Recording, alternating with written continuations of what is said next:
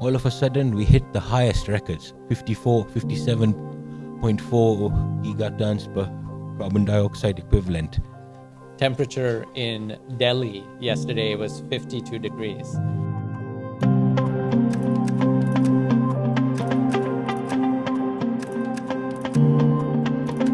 Last year in June, we were at the Hyatt where we really challenged members to tell us where we need to put our focus. And 3 pillars came up very strongly: access to finance, market access, as well as the business performance. I'm very proud that the CEO Roundtable has set a very bold climate commitment for all of its members, for members to be carbon and plastic neutral by 2050, and for members to have plans in place by 2030 to get there. We are beginning to see many consumers, many businesses, many governments, many economies move in the direction of climate positive growth, of beginning to say, we are going to buy products, we're going to buy services that are greener.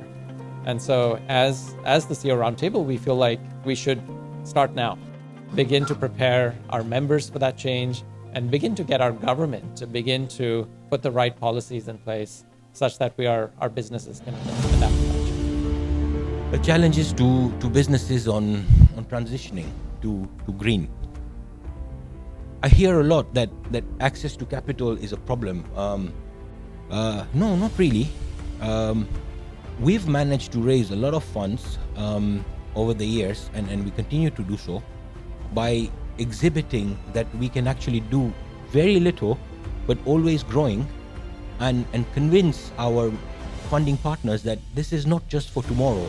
Infrastructure and resources. Now, we have to move from 50 ppm now of sulfur in diesel. This is a quick win. All the refineries in the Middle East right now have moved to 10 ppm. So it is not very complicated for us to switch over, and it doesn't require any investment in doing that change in our oil and gas infrastructure in Tanzania. Technology is very important, especially in our field. So we're going to be a mega city in a couple of years. Our highways are getting saturated, a lot of boda bodas, Bajaj. So if you have journey management plan, how you drive, you don't need to drive more than the 10 hours per day. What is advisable from the government side to do, as we mentioned also, there is the 4 A's for sustainable green logistics. First of all, awareness, to navigate the environmental impact and to communicate the same and to educate the people and the stakeholder about the bad impact of the carbon emission and industrial impact. Action, strategies for emission reduction and waste management. Assessment, gauging the carbon footprint. Achievement to measure the impact and sustainable practice. There are incentives around green finance that is becoming increasingly available, but available only to companies that are making climate positive steps. So how can we begin to tap into that, or how can we prepare our businesses for that? There are incentives in operational efficiencies, just fuel efficiency you might get from greener products, and how do we understand that and tap into that?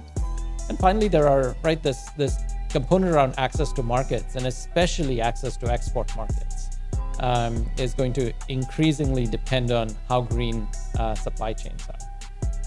And Tanzania is beginning to push very strongly in the direction of exports. Everything from the agriculture sector to the tourism sector, right? Don't forget, tourism is an export. Most tourists in this country are foreigners who make decisions on which eco-tourist location to pick in the world.